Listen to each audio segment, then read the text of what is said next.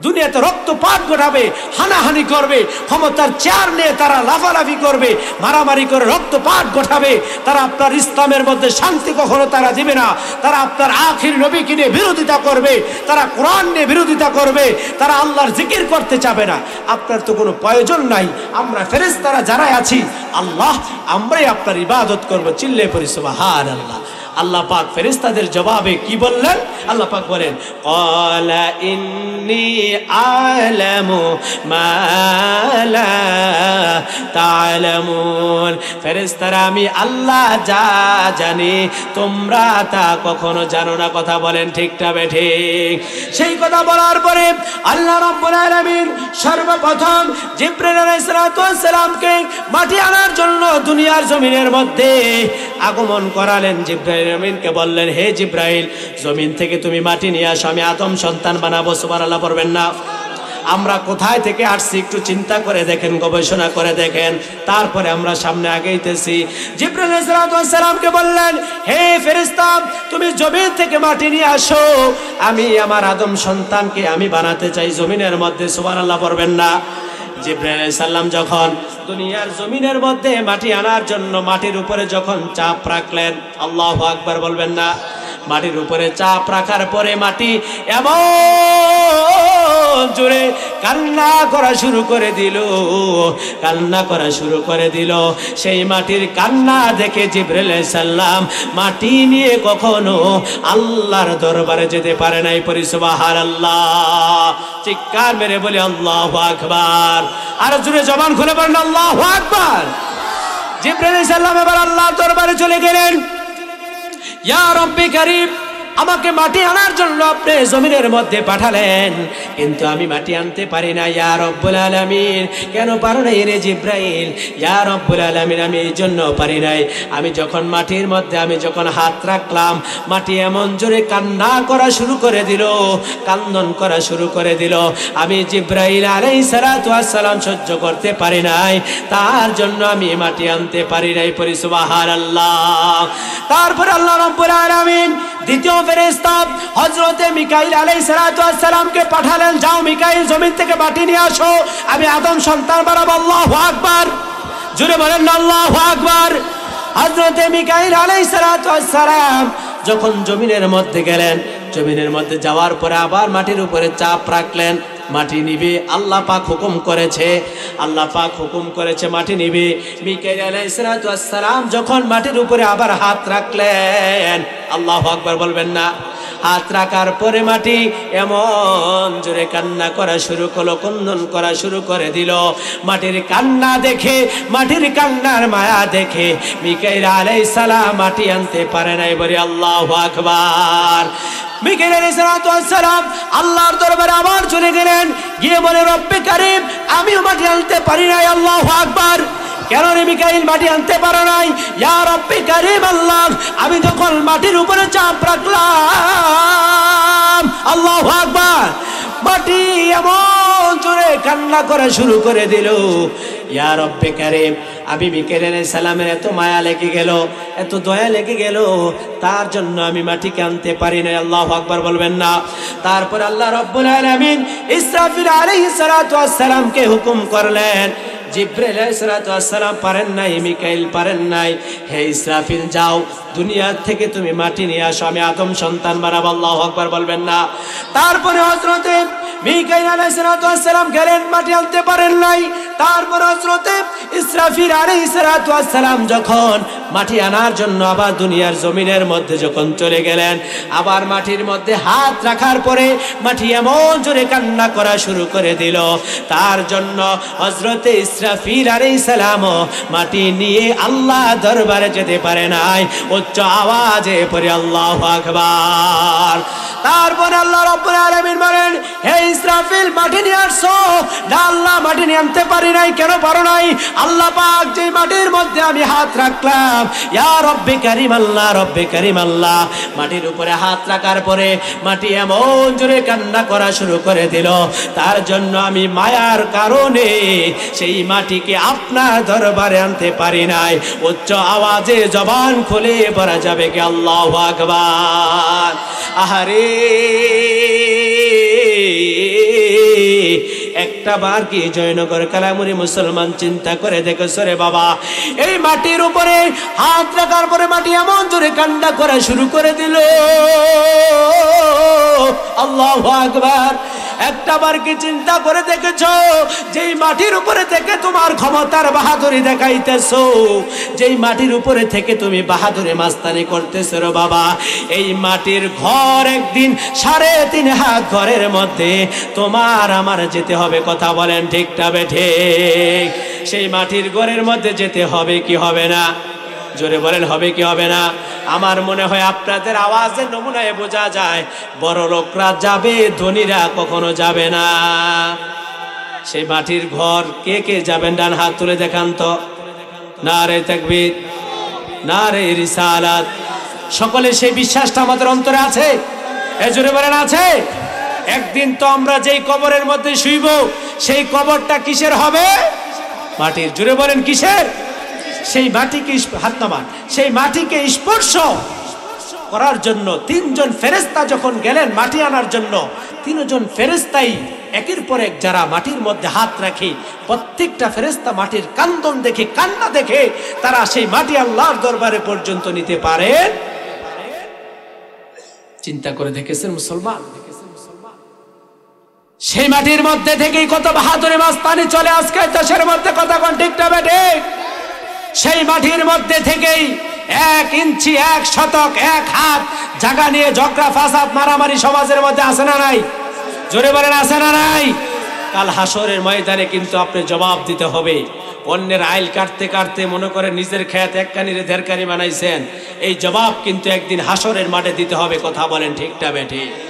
আপন ভাইয়ের সম্পত্তি আপনি ভোগ করে কোটিপতি হয়েছেন, আপনার বাবার সম্পত্তি বাবাকে মেরে আপনি কোটিপতি হয়েছেন, সেই জবাব একদিন হাসরের ময়দানে দিতে হবে। কালামুরি জয়নগরে মুসলমান। কথা বলেন ঠিক না বেঠিক? সেই মাটি নিয়ে কিন্তু কবরে যেতে পারবেন না, জায়গা নিয়ে কিন্তু কবরে যেতে পারবেন না, সম্পদ নিয়ে কখনো কবরে যাওয়া যাবে না। কথা বলেন ঠিক না বেঠিক? কয়জন ফেরেশতা মাটি আনার জন্য গিয়েছিলেন? জোরে বলেন কয়জন? মনোযোগ আছে আপনাদের? আমার দিকে নাকি অন্য দিকে? আর একটু সামনে আলোচনা করব না মুনাজাত দিয়ে দেব? সামনে আগাবো? কয়জন ফেরেশতা গিয়েছিলেন? 3 জন। আল্লাহ রাব্বুল আলামিন 3 জন ফেরেশতা যখন মাটি আনার জন্য গিয়েছিলেন, আল্লাহ রাব্বুল আলামিন এবার এমন একজন ফেরেশতাকে মাটি আনার জন্য জমিনের মধ্যে পাঠিয়েছেন। সেই ফেরেশতাটার নাম আমরা সকলেই জানি। উচ্চ আওয়াজে জবান খুলে বলেন, সেই ফেরেশতাটার নাম হলো মালাকুল মাউত আজরাইল। কথা বলেন ঠিক না বেঠিক? আল্লাহ রাব্বুল আলামিনের কথা শোনার পরে হযরত মালাকুল মাউত আজরাইল আলাইহিস সালাতু ওয়াস সালাম যখন জমিনের মধ্যে যখন মাটি আনার জন্য যখন গিয়েছিলেন, আজরাইল আলাইহিস সালাতু ওয়াস সালাম যখন মাটির উপরে এমন ভাবে হাতটা রাখলেন, মাটি যখন কান্না করা শুরু করে দিল, আল্লাহু আকবার বলবেন না? মাটি যখন কান্না করা শুরু করে দিল, মালাকুল মাউত আজরাইল 1 ইঞ্চি পরিমাণ তার অন্তরটা গলে নাই, তার অন্তরটা 1 ইঞ্চি পরিমাণ গলে নাই। মালাকুল মাউত সেই মাটির কান্নাকে দূরত্ব রেখে মাটির কাছে গিয়ে বলে, মাটি রে, তোর কান্না আমার অন্তরটা কখনো গ্রাস করতে পারবে না, কারণ আমার আল্লাহ হুকুম দিয়েছে তোর মাটিকে আমি আল্লাহর দরবারে নিয়ে যেতে পারি। সুবহানাল্লাহ। আল্লাহ রাব্বুল আলামিন যখন মালাকুল মাউত আজরাইল আলাইহিস সালাতু ওয়াস সালামকে যখন দুনিয়ার জমিনের মধ্যে পাঠালেন মাটি আনার জন্য, মালাকুল মাউত আজরাইল আর দেরি করেন নাই, খবর মাথায় রেখেছেন। আল্লাহ পাক পাঠিয়েছেন। কে পাঠিয়েছিলেন? কার খবর মাথায় রেখেছিলেন? আল্লাহ পাক পাঠিয়েছিলেন। ঠিক কিনা বলেন? আল্লাহ পাকের কথা হুকুম অমান্য না করার জন্য মালাকুল মাউত আজরাইল যখন মাটির উপরে চাপ রাখলেন, মাটি যখন কান্না করা শুরু করে দিল, আজরাইল বলতেছে, মাটি কান্না করে কোনো লাভ হবে না, আমাকে যে আল্লাহ পাঠিয়েছে তুমিও তো সেই আল্লাহরই একজন নিদর্শন। কথা বলেন ঠিক না বেঠিক? মাটির উপরে যখন আজরাইল সালাম চাপ রাখলেন, মাটি কান্না করতেছে। আল্লাহ পাক জিবরাইল আলাইহিস সালাতু ওয়াস সালামকে, আজরাইল আলাইহিস সালাতু ওয়াস সালামকে মাটি আনার জন্য যখন জমিনের মধ্যে পাঠালেন, আজরাইল আলাইহিস সালাম মাথায় রেখেছেন আল্লাহর হুকুম। কার হুকুম? সেটা কখনো অমান্য করা যাবে না। জিবরাইল আলাইহিস সালাতু ওয়াস সালাম, আজরাইল আলাইহিস সালাতু ওয়াস সালাম আর দেরি করেন নাই, সেই মাটিকে নিয়ে সরাসরি আমার আল্লাহর দরবারে চলে গিয়েছেন। বলি সুবহানাল্লাহ। আল্লাহ রাব্বুল আলামিন সেই মালাকুল মাউত আজরাইল আলাইহিস সালাতু ওয়াস সালামের মাটি দেখে আল্লাহ রাব্বুল আলামিন আজরাইল আলাইহিস সালাতু ওয়াস সালামকে প্রশ্ন করলেন, হে আজরাইল, তুমি কেমন করে তুমি মাটিকে নিয়ে আসলা? আল্লাহু আকবার বলবেন না? আজরাইল আলাইহিস সালাতু ওয়াস সালাম প্রশ্নের জবাবে বলে, ইয়া রব্বে কারীম, ইয়া রব্বি আল্লাহ, আপনি আমাকে হুকুম করেছেন মাটি আনার জন্য। আমি যখন মাটি আনতে গিয়েছিলাম, মাটি এমন জোরে কান্না করা শুরু করে দিল, ইয়া রব্বে কারীম আল্লাহ, মাটির কান্না দেখে আমার অন্তরটা এমন অজর জোরে কান্না করেছিল, কিন্তু আমি এক ফোঁটাও শক্ত থেকে আমি কখনো নরম হই নাই, কারণ আপনি আল্লাহ আমাকে হুকুম দিয়েছেন। জবানে খুলে পড়ি সুবহানাল্লাহ। আল্লাহর হুকুম পেয়ে আমি আপনার দরবারে মাটি নিয়ে এনেছি। আল্লাহু আকবার বলবেন না? তারপর থেকে আল্লাহ পাক বলেন, হে মালাকুল মাউত আজরাইল, দুনিয়ার জমিনের মধ্যে যতদিন পর্যন্ত আমি আদম সন্তানকে আমি দুনিয়ার জমিনের মধ্যে বানাবো, আমি পাঠাবো, হে মালাকুল মাউত আজরাইল, তুমি শুনে রেখো, আমার সেই মাটির সৃষ্টি, সেই প্রত্যেকটা আদম সন্তানকে আমি যে রূহ দিব, আজকে থেকে তোকে আমি হুকুম করে দিলাম মালাকুল মাউত আজরাইল, আজকে থেকে তুই শুনে রাখ, যত বান্দাকে আমি দুনিয়ার জমিনের মধ্যে পাঠাবো, প্রত্যেকটা বান্দার রূহকে কবজ করার দায়িত্ব তোকে মালাকুল মাউত আজরাইল আমি দিয়ে দিলাম। আর জুড়ে বলেন না সুবহানাল্লাহ। চিন্তা করছেন মুসলমান, আমাদের কি এক ইঞ্চি, এক মুষ্টি পরিমাণ মাটি থেকে যখন, বিশাল লম্বা তাফসীর, আমি ওই দিকে যাচ্ছি না, এক মুষ্টি মাটি থেকে আমাদেরকে যখন আল্লাহ রাব্বুল আলামিন আমাদের আদি পিতা হযরত আদম আলাইহিস সালাতু ওয়াস সালামকে সৃষ্টি করে আমাদের আম্মা জান মা হাওয়া আলাইহিস সালাতু ওয়াস সালাম থেকে আমাদেরকে যুগে যুগে এই পর্যন্ত যত মুসলমান দুনিয়ার জমিনের মধ্যে এসেছে, আমরা সেই মাটি থেকে আমাদেরকে সৃষ্টি করে দুনিয়ার জমিনের মধ্যে যে আল্লাহ পাক পাঠিয়েছেন, উচ্চ আওয়াজ জবান খুলে পড়েন তো, সে আল্লাহ কি এখনো আছেন নাকি নাই? জোরে বলেন, আছেন নাকি নাই? থাকবে নাকি থাকবে না? কিয়ামতে আছেন নাকি নাই? প্রত্যেকটা সেকেন্ডে মুহূর্তে আছে নাকি নাই? অবশ্যই সে আল্লাহ পাক আমার আপনার সদা সর্বদাই প্রত্যেকটা কাজেই কিন্তু আল্লাহ পাক আমাদের সঙ্গী অতি নিকটেই কিন্তু আছে। কথা বলেন ঠিক না বেঠিক? তাহলে সে আল্লাহর প্রতি ঈমান আনতে হবে কি হবে না? জোরে কথা বলেন, ঈমান আনতে হবে কি হবে না? আমরা ঈমান আনবো কার প্রতি? আল্লাহ এবং তার রাসূলের প্রতি। কার প্রতি? আল্লাহ এবং তার রাসূলের প্রতি। ভাইরা আমার, বন্ধুরা আমার, শুধু আল্লাহ এবং রাসূলের প্রতি আপনার আমার ঈমান আনলে হবে না।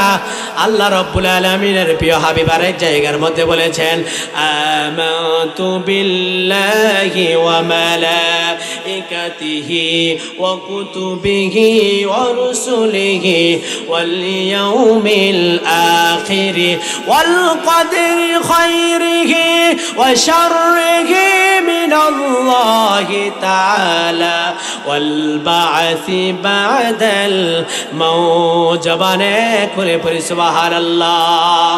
7 জিনিসের প্রতি প্রত্যেকটা ব্যক্তির ঈমান আনতে হবে। কয় জিনিসের প্রতি? জোরে বলেন, কয় জিনিসের প্রতি?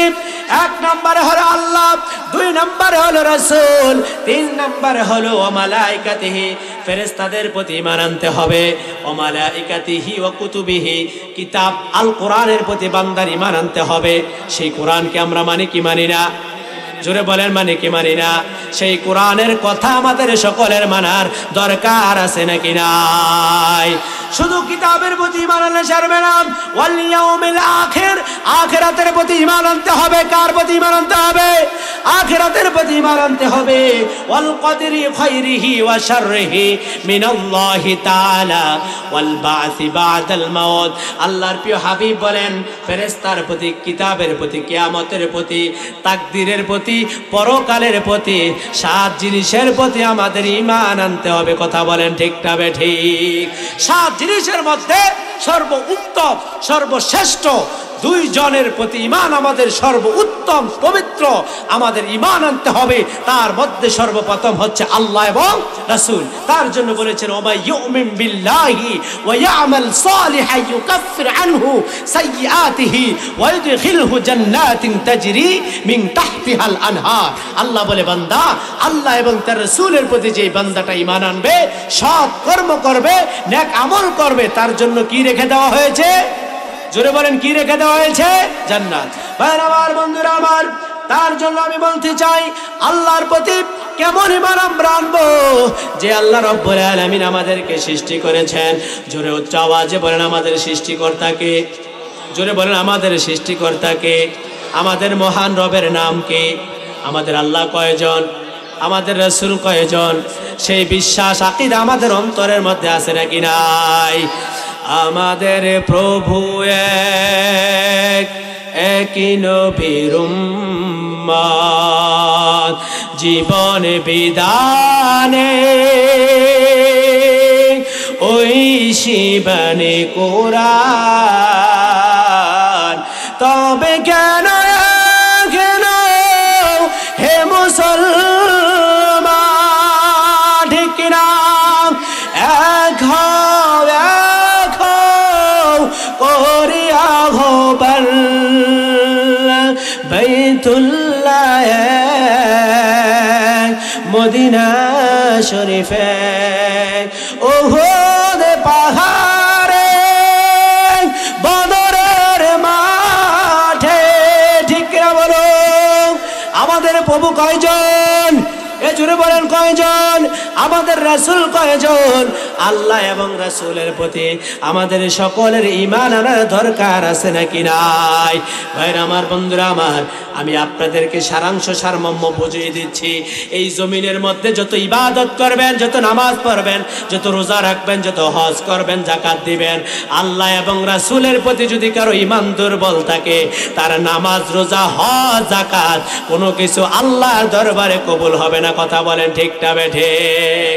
আমাদের আল্লাহ একজন, সে বিশ্বাস আমাদের অন্তরে আছে নাকি নাই? জোরে বলেন আছে নাকি নাই? আল্লাহ রাব্বুল আলামিন তার প্রমাণ দেওয়ার জন্য কালামে মাজিদের মধ্যে বলেন কুল হুয়াল্লাহু আহাদ আল্লাহুস সামাদ লাম ইয়ালিদ ওয়া লাম ইউলাদ ওয়া লাম ইয়াকুল লাহু কুফুয়ান আহাদ। পড়ি সুবহানাল্লাহ। আল্লাহ রাব্বুল আলামিন বলেন কুল হুয়াল্লাহু আহাদ। হাবিব আপনি বলে দেন আমি আল্লাহ এক। আল্লাহ কয়জন? আমি আল্লাহ এক ও অদ্বিতীয়, আমার সাথে কাউকে শরীক করা যাবে না। আমি আল্লাহ হচ্ছি এক ও অদ্বিতীয়, আমার কোনো ছেলে সন্তান নাই, আমি কাউকে জন্ম দেইও নাই, আমাকেও কেউ জন্ম দেন নাই। কথা বলেন ঠিক না ঠিক? সেই বিশ্বাস আমাদের অন্তরের মধ্যে আছে নাকি নাই? এই পাহাড় বানিয়েছেন কে? জুড়ে বলেন কে? এত সুন্দর একটি আসমান। আমি আপনাদেরকে একটি প্রশ্ন করতে চাই, 10 তলা ফাউন্ডেশনে যখন বিল্ডিং করবেন, সেই বিল্ডিং এর জন্য আপনি নিচের মধ্যে কোটি কোটি টাকা খরচ করতে হয়। পাইলিং করে ঢালাই দিয়ে যখন বিল্ডিংটাকে উপরের দিকে ওঠান, লক্ষ লক্ষ টাকা খরচ করেন কি করেন না? জোরে বলেন করেন কি করেন না? কিন্তু আল্লাহ রাব্বুল আলামিন এত সুন্দর একটি আকাশ বানিয়েলেন, এত সুন্দর একটি জমিন দান করলেন, এত সুন্দর একটি আসমান আমাদেরকে বানিয়ে তৈরি করে মাথার উপরে রেখেছেন। আজ পর্যন্ত কি কোনো পিলার আমরা দেখেছি কিনা সেই আসমানটাকে ঢেকে রাখার জন্য? কথা বলেন ঠিক না ঠিক? তোমার মহিমা প্রভু এত সুন্দর, না জানি প্রভু তুমি কত সুন্দর, ঠিক না বলেন? তোমার আকাশ, তোমার জমিন এত সুন্দর, না জানি প্রভু তুমি কত সুন্দর, ঠিক না বলেন? সেই আল্লাহকে পাওয়ার দরকার আছে নাকি নাই? জোরে বলেন আছে নাকি নাই? সেই আল্লাহকে পাইতে হলে বান্দা দুনিয়ার জমিনের মধ্যে কষ্ট করার দরকার আমাদের আছে নাকি নাই? 2 নাম্বার হলো আল্লাহর রাসূলের প্রতি আমাদের ঈমান আনতে হবে। কার প্রতি ঈমান আনতে হবে? জোরে বলেন কার প্রতি ঈমান আনতে হবে? আল্লাহর রাসূলের প্রতি আমাদের কেমন ঈমান আনতে হবে? ভাইরা আমার, বন্ধুরা আমার, একটু গভীরভাবে আপনি লক্ষ্য করে দেখেন, সাহাবীদের দিকে যদি আপনি তাকিয়ে দেখেন, সাহাবীরা কেমন ভাবে আল্লাহর হাবিবের প্রতি ঈমান এনেছিলেন। সাহাবীদের দিকে যদি একটু আপনি তাকিয়ে দেখেন, সবচেয়ে একদম কালো বর্ণের একজন সাহাবী হযরতে বেলাল রাদিয়াল্লাহু তাআলা আনহু, নাম শুনেছেন আপনারা? লোকটা কি কালো ছিল না সাদা ছিল? জোরে বলেন, কালো না সাদা? কালো মানুষের গুণ আছে নাকি নাই? আমাদের সমাজে এখন এমন কোন লোক দেখা যায়, কালো মানুষকে দেখলে কখনো তারা পছন্দ করে না। কথা বলেন ঠিক না বেঠিক? কালো মেয়েরা তো আরো আগেই নাই, যারা কালো মেয়ে আছে তাদের কখনো বিয়ে শাদী হইতে চায় না। কথা কোন ঠিক না বেঠিক? এইরকম নিমু হারেম বা ব্যক্তি জমিনে আছে না নাই? জোরে বলেন আছে না নাই? এই কালো ব্যক্তির গুণ আছে নাকি নাই?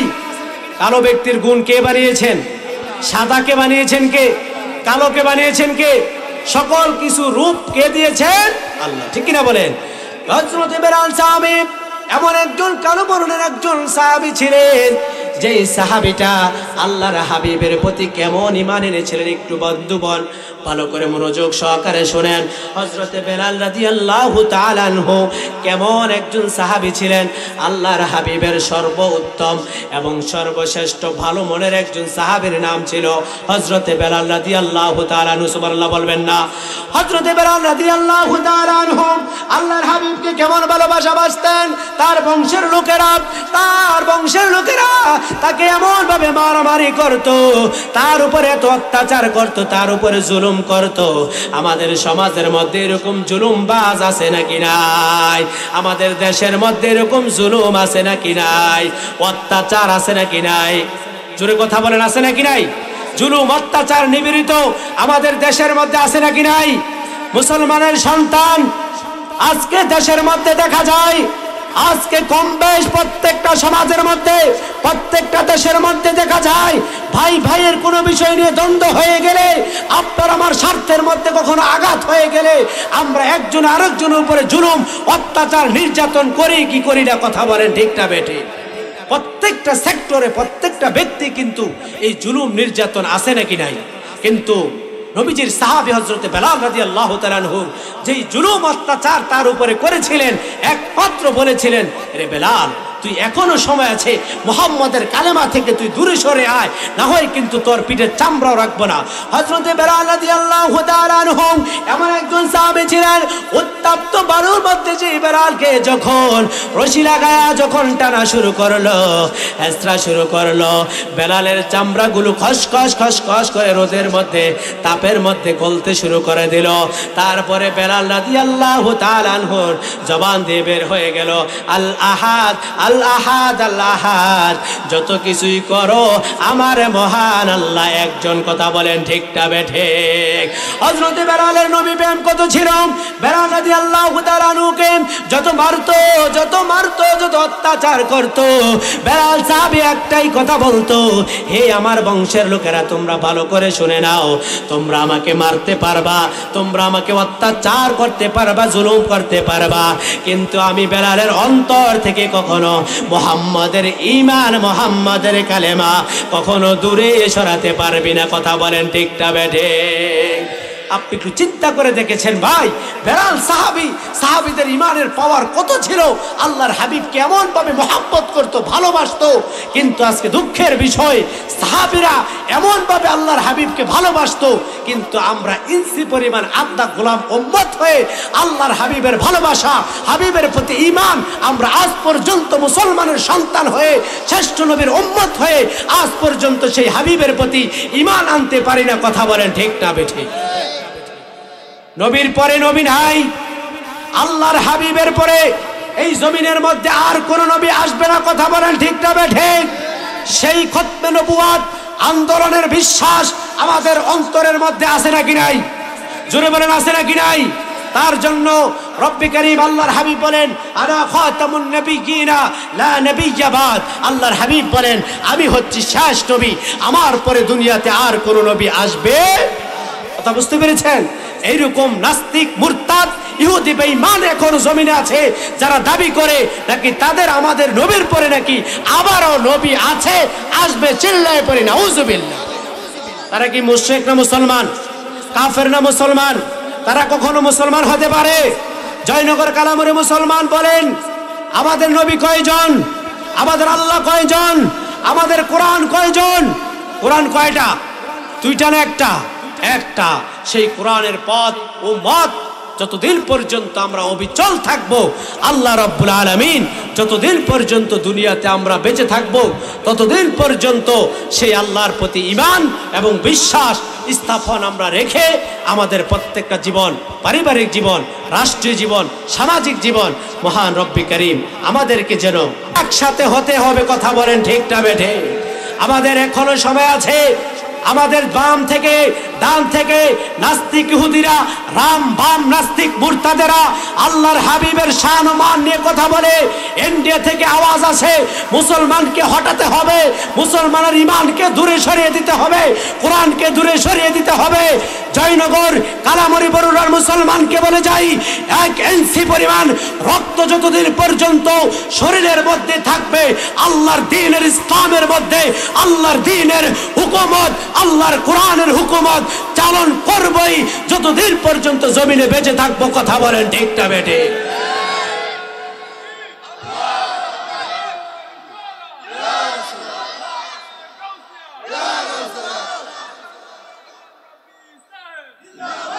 শুনে রেখো মুসলমান, এখনো সময় আছে। মুসলমান কখনো হিংসা ভেদাভেদ ভুলে গিয়ে এখনো সময় আছে।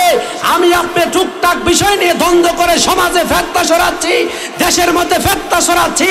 ওইদিকে নাস্তিক বাম রাম তারা সুযোগ পেয়ে, ইহুদি খ্রিস্টানরা সুযোগ পেয়ে আমাদের মুসলমানের ঐক্যকে নষ্ট করতেছে। কথা বলেন ঠিক না বেটি? এখনো সময় আছে, সোচ্চার হতে হবে মুসলমান। এখনো সময় আছে। আমি আপনি কে সাদা টুপি, কে কালো টুপি, কে গোল, কে চোক্কা, সেই দিকে আমরা লক্ষ্য করে খেয়াল করলে হবে না। আমাদের ইসলাম এক, আমাদের কোরআন এক, আমাদের নবী এক, আমাদের আল্লাহ এক। আমরা এক আল্লাহর বিশ্বাস করি, নবীকে বিশ্বাস করি। সেই প্রতি আমরা প্রতিটা মত বোধকে ভুলে গিয়ে এক কাতারে ঐক্য হয়ে আমাদের দেশের মধ্যে ইসলামী হুকুমত কায়েম করতে চাই। কথা বলেন ঠিক না বেটে? কারা কারা রাজি আছেন ডান হাত তুলে দেখান।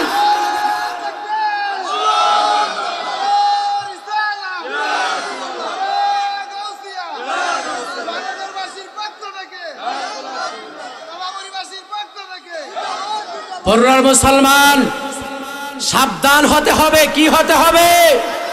সাবধান থাকতে হবে।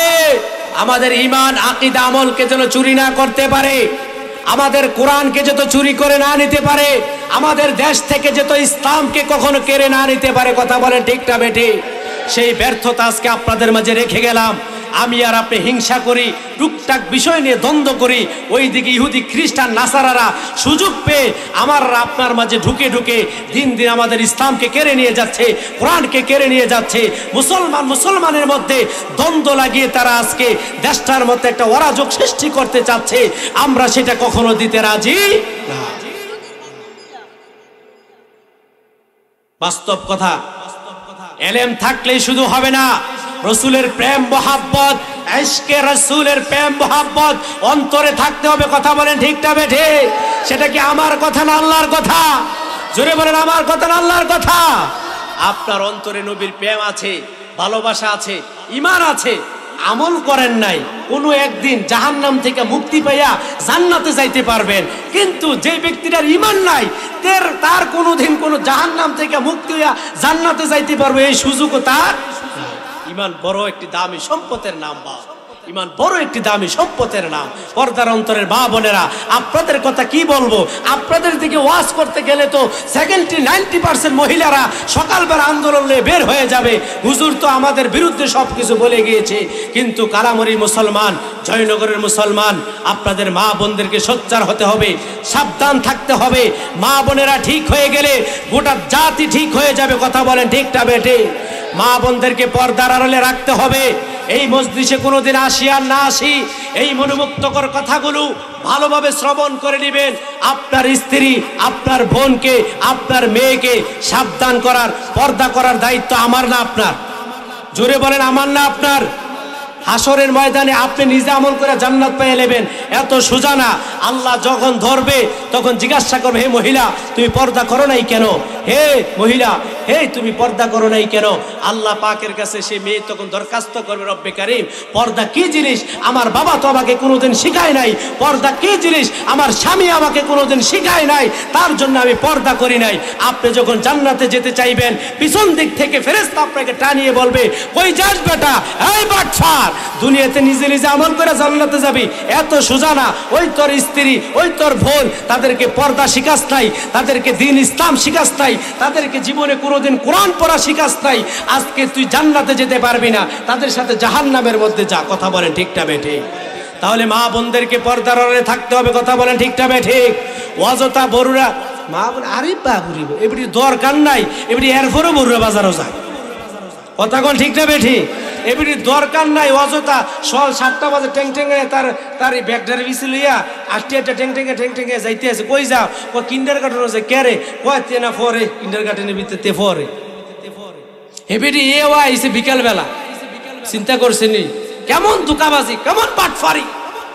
প্রত্যেকটা ঘরে, প্রত্যেকটা সমাজে আজকে নারীরা আমাদের দেশটাকে আরো অর্ধেক ধ্বংস করতেছে। কথা বলেন ঠিকটা বেঠে?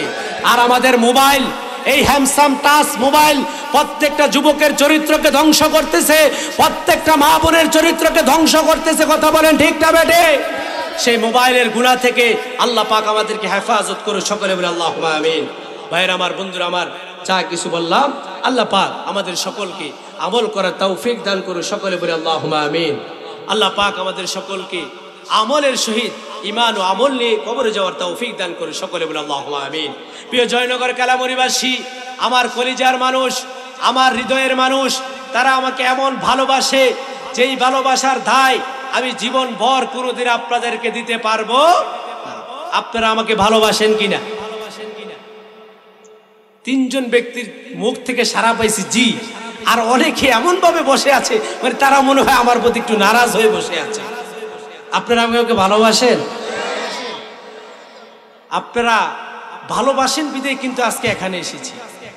আর যদি ভালো না বাসতেন কখনোই কিন্তু এই মজলিসে আসার প্রয়োজন ছিল না। আল্লাহ পাক এই ভালোবাসার উসিলা, তাহলে আমাদের লাভ হয়েছে নাকি লস হয়েছে?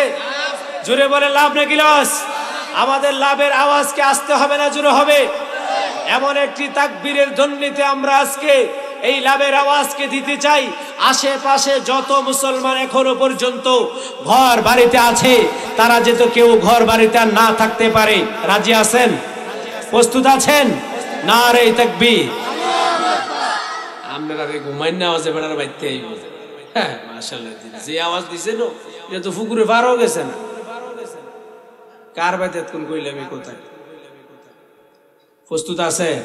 আমার মনে হয় আজকে বেহেশতের বাগানে মনে অধিকাংশ বৃদ্ধ বাবাজি, অধিকাংশ সব বৃদ্ধ না, অধিকাংশ বৃদ্ধ দেখা যাচ্ছে এখানে। যুবকরা তো আজকাল যুগে যুবকদের তো মাহফিলের কোনো প্রয়োজন হয় না।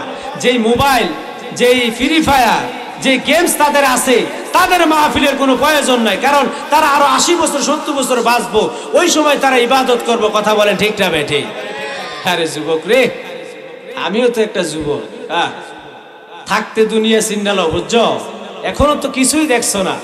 যেই দিন মোটর সাইকেলটা টান দিয়ে যখন মরে যাইবে তখন টের পাইবে আসলে দুনিয়াটা কি জিনিস ছিল। কথা বলেন ঠিক না বেঠিক? তো আপনাদের ইমানি শক্তি আছে তো সকলের ইনশাআল্লাহ? নারে তাকবীর, নারে রিসালাত, আহলে সুন্নাত ওয়াল জামাত। আজকের মাহফিল সফল হোক, সফল হোক। জয়নগরের মাহফিল, সকলে বলে মারহাবা। আলোচনা শুরুতে আর ভূমিকার দিকে যাচ্ছি না, সরাসরি আপনাদের মাঝে অল্প কিছুক্ষণ সময় একটু কথা বলবো, তারপরে আখেরি মুনাজাত দিয়ে আমরা তাবারুক দিয়ে সকলে বাড়িতে চলে যাব। আল্লাহ পাক কবুল ও মঞ্জুর করে, সকলে বলে আল্লাহুম্মা আমিন। আরো জোরে বলি আল্লাহুম্মা আমিন। আপনারা সেই পরিমাণ পর্যন্ত ধৈর্য দিয়ে এখানে বসে থাকবেন তো ইনশাআল্লাহ? জোরে বলেন থাকবেন তো ইনশাআল্লাহ? কবুল করার মালিক কে? আমাদের ক্ষমতার মালিক কে? গোটা কুল কায়নাতের মালিক কে? একমাত্র শুধুমাত্র আল্লাহ। ঠিক কিনা বলেন? সেই বিশ্বাস আমাদের অন্তরে আছে তো? হ্যাঁ, সকলে আছে? আল্লাহ পাক কবুল করে সকলে বলে আল্লাহুম্মা আমিন। তাহলে আসুন পবিত্র কালামুল্লাহ শরীফ থেকে ছোট্ট একটি আয়াত আপনাদের মাঝে তেলাওয়াত করেছি। মহা রব্বে কারীম এই আয়াতের অর্থে আপনাদের মাঝে কিছু কথা বলার জন্য আল্লাহ পাক কবুল ও মঞ্জুর করুন। সকলে বলে আল্লাহুম্মা আমিন। আর জোরে পড়ে আল্লাহুম্মা আমিন। সকলে প্রস্তুত আছেন তো ইনশাআল্লাহ? সকলে আমার সাথে জবান খুলে মহাব্বতে উচ্চ আওয়াজে পড়েন আউযু বিল্লাহি মিনাশ শাইতানির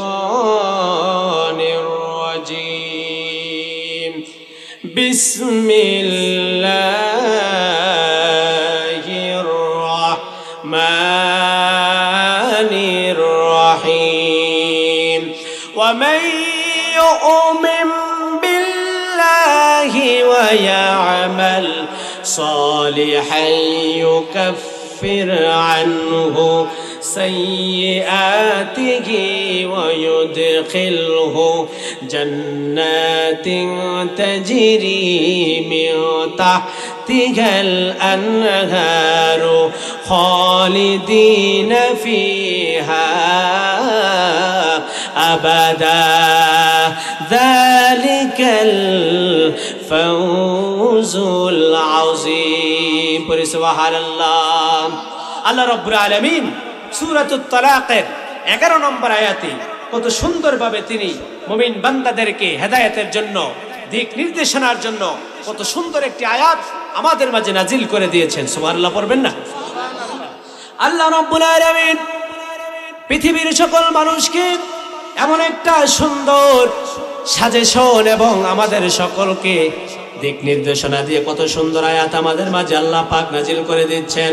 ওয়া মান ইউমিন বিল্লাহি ওয়া ইয়ামাল সালিহান ইউকাফির আনহু সাইয়্যাতিহি। আল্লাহ রাব্বুল আলামিন বলেন, যে ব্যক্তিটা মহান আল্লাহর প্রতি ঈমান আনে, কার প্রতি ঈমান আনে? জোরে বলেন, কার প্রতি? একমাত্র শুধুমাত্র আল্লাহর প্রতি যে বান্দাটা ঈমান আনে, ওয়া মান ইউদখিলহু জান্নাতিন তাজরি মিন তাহতিহাল আনহার। আল্লাহ রাব্বুল আলামিন বলেন, যে ব্যক্তিটা একমাত্র শুধুমাত্র মহান রব্বে কারীমের প্রতি ঈমান আনবে। কার প্রতি ঈমান আনবে? জোরে বলেন, কার প্রতি? আল্লাহর প্রতি যে বান্দাটা ঈমান আনবে, আল্লাহ পাক বলেন, ওয়া ইয়ামাল সালিহান ইউকাফির আনহু সাইয়্যাতিহি ওয়া ইউদখিলহু জান্নাতিন তাজরি মিন তাহতিহাল আনহার। সুবহানাল্লাহ। আল্লাহ রাব্বুল আলামিন বলেন, যেই ব্যক্তিটা একমাত্র শুধুমাত্র মহান রব্বুল আলামিনের প্রতি যেই বান্দাটা ঈমান আনে, তারপরে ওয়া আমিলা সালিহান ইউকাফির আনহু সাইয়্যাতিহি, যেই বান্দাটা নেক আমল করে, সৎ কাজ করে। কি কাজ করে? জোরে বলেন, কি কাজ করে? সৎ কাজ। বুঝেন তো আপনারা ভালো কাজকে কি বলা হয়? সৎ কাজ বলা হয়। ঠিক কিনা বলেন? যেই বান্দাটা মহান রব্বে কারীমের পরে ঈমান আনার পরে যেই বান্দাটা সৎ কাজ করবে, আমার আল্লাহ রাব্বুল আলামিন বলতেছেন, ইউদখিলহু জান্নাতিন তাজরি মিন তাহতিহাল আনহার খালিদিনা ফিহা আবাদা। জবানে খুলে পড়ি সুবহানাল্লাহ।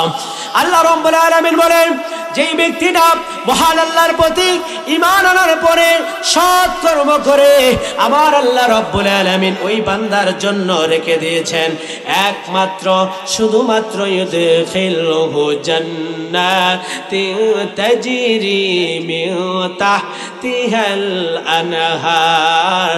উচ্চ আওয়াজে পড়ি সুবহানাল্লাহ। তার জন্য মহান রব্বুল আলামিন রেখে দিয়েছেন জান্নাত জান্নাতুল ফিরদাউস। উচ্চ আওয়াজে জবান খুলে মহাব্বতে পড়ে আল্লাহু আকবার।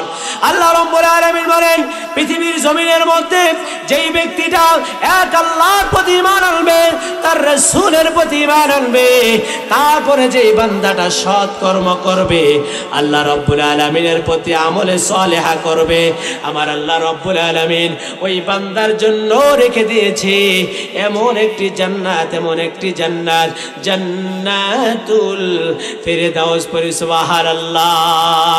এমন একটা জান্নাত আল্লাহ পাক রেখে দিয়েছেন, যেই জান্নাতটা তাদেরকে দান করবে। আল্লাহু আকবার।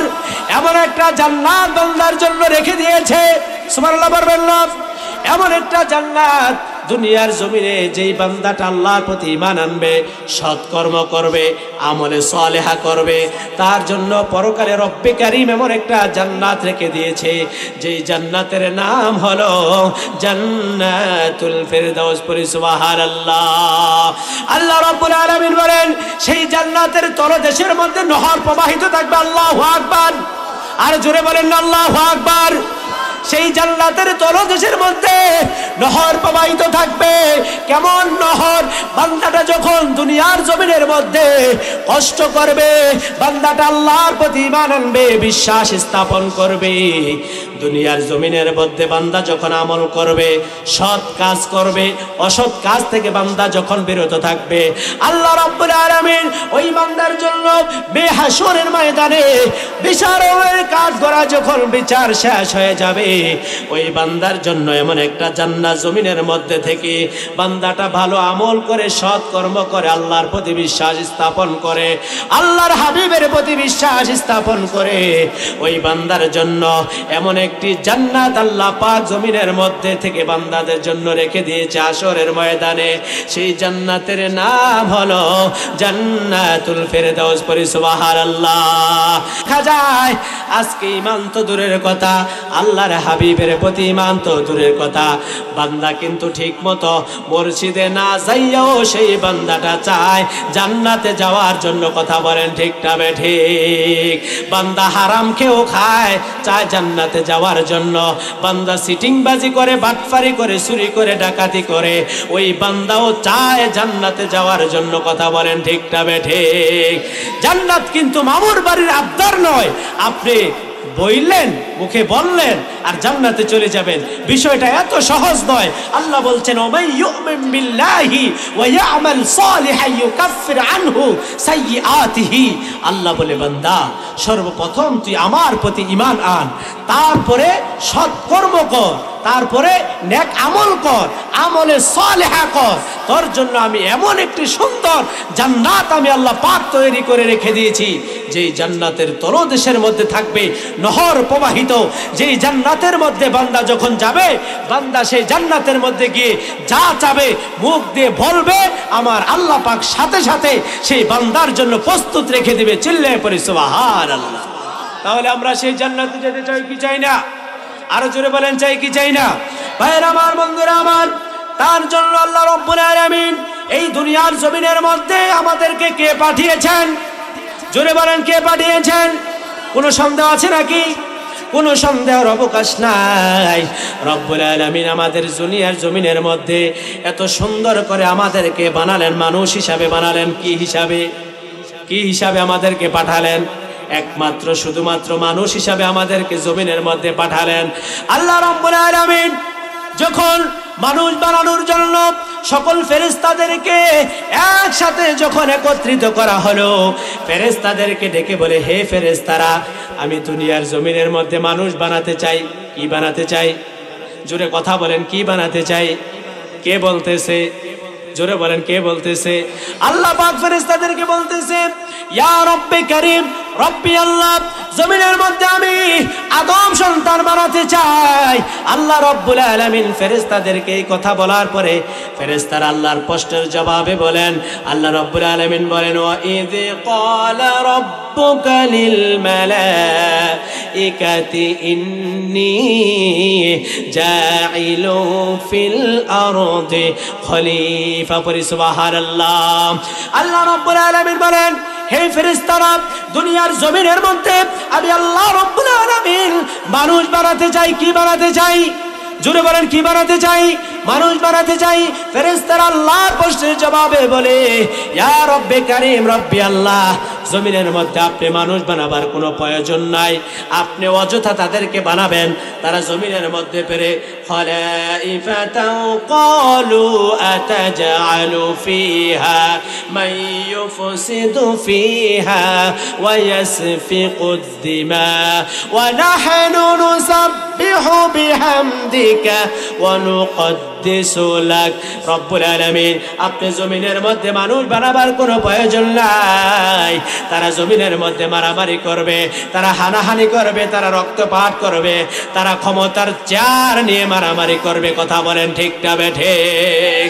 আল্লাহ রাব্বুল আলামিনের প্রশ্নের জবাবে ফেরেশতারা বলতেছে, ইয়া রব্বি আল্লাহ, জমিনের মধ্যে আপনি কোনো মানুষ বানাবার কোনো প্রয়োজন নাই, আমরাই আছি, আমরা আপনার ইবাদত করব সদা সর্বদাই। আল্লাহ বলতেছেন ফেরেশতারা, না না, আমি মানুষ বানিয়ে ছাড়বো। আল্লাহ পাক বলেন, ক্বালা ইন্নী আ'লামু মা লা তা'লামুন। জবানে খুলে পড়ি সুবহানাল্লাহ। আল্লাহ রাব্বুল আলামিন ফেরেশতাদেরকে বললেন, হে ফেরেশতারা, আমি আল্লাহ রাব্বুল আলামিন যা জানি তোমরা মনে হয় তা জানো না। কথা বলেন ঠিক না বেঠিক? আমাকে সকলে প্রশ্নের জবাবে বলেন, আমার আল্লাহ যা জানেন এই পৃথিবীতে কি কেউ তা জানে নাকি? জোরে বলেন, কেউ তা জানে না। ফেরেশতাদের প্রশ্নের জবাবে আল্লাহ পাক বললেন, আল্লাহ আপনি কেন বানাবেন অযথা মানুষকে? তারা তো এই যে মাহফিল করবে, সেই মাহফিলের মধ্যে কেউ তারা বসবে না, তারা তো মারামারি করবে,